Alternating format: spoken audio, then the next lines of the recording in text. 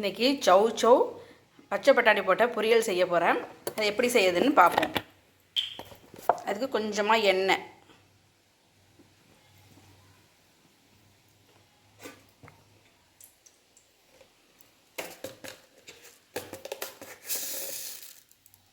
கடுகு,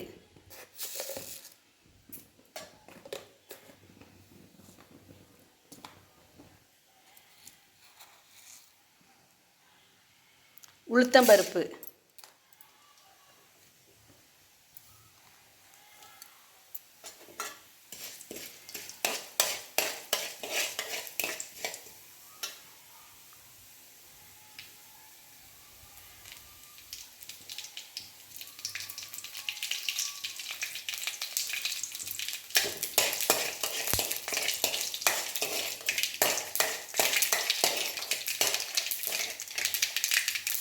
காஞ்ச மிளகா,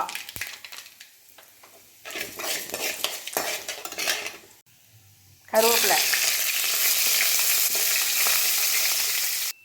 பெரிய வெங்காயத்தை பொடி பொடியாக அரிஞ்சு வச்சுருக்கேன். நல்லா வதக்கணும். அதை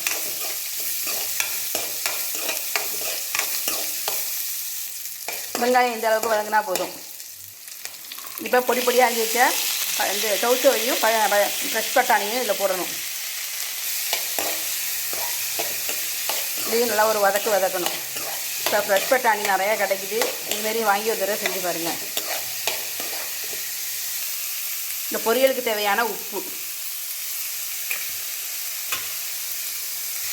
சௌச்சோ வேகிற அளவு கொஞ்சமாக தண்ணி, இதை மிதமான தீயில வேக வைக்கணும். சௌச்சவும் பச்சை பட்டாணியும் வெந்ததும் கடைசியாக போடுறதுக்கு தேங்காய், ஜீரகம், பச்சை மிளகா வச்சு அரைச்சி வச்சுருக்கேன். இதான் உரப்புக்கு. ஒரு காஞ்ச மிளகாவும் போட்டிருக்கோம்.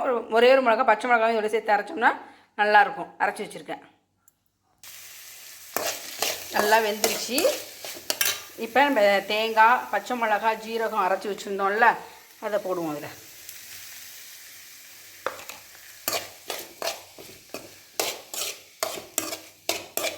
நல்லா ஒரு கிண்டு கிண்டிடும்.